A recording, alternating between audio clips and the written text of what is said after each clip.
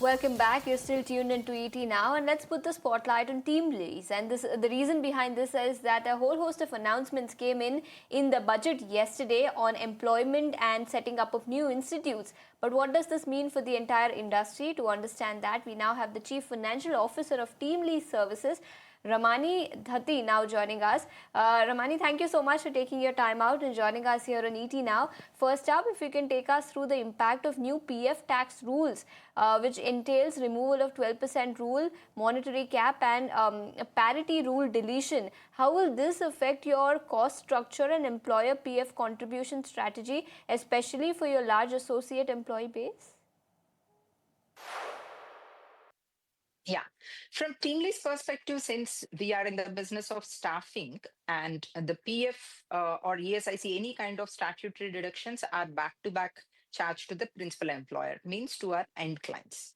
Having said that, so we have also worked extensively on restructuring of the CTC in such a way that while increasing the basic to 50%, which is the requirement under the new labor codes, but without having a substantial increase in either the CTC for the end clients or no dip in the take home of the employees, we have managed to restructure the CTCs for a large number of associate bases.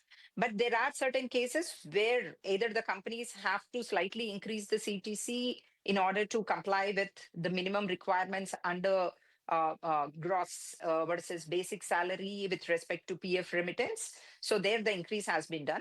And in very few cases, the liability or the increase in PF remittance has been passed on to the associates because ultimately it is the benefit of the associate employees, whether it is coming in the form of take home or statutory contributions. So overall net on our profitability or on balance sheet net liabilities, there is no impact because of increase in PF or any other statutory remittances. Okay, Ramani, talk to us about PF investment norms now aligned to. Do you expect more employers to use PF as a long-term savings tool for blue collar and contract staff? And how can TeamLease monetize this?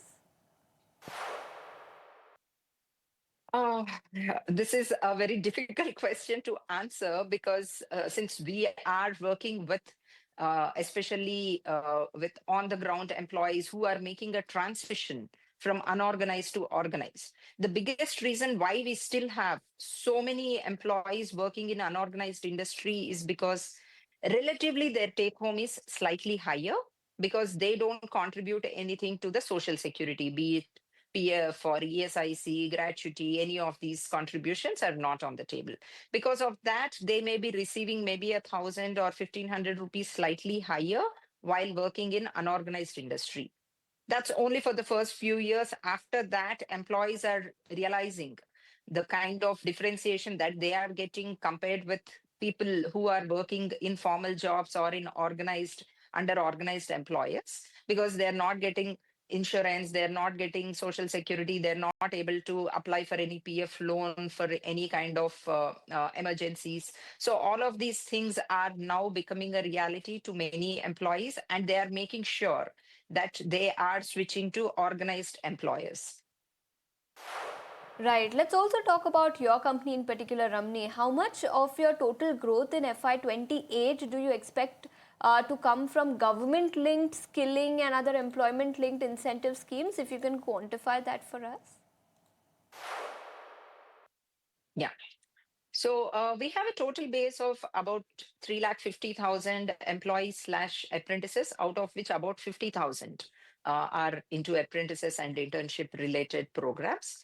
And we believe this number ideally should grow by at least 20 to 25% in the coming years, because now there is more and more awareness and even adherence from the government agencies encouraging corporates to onboard more interns and more apprentices.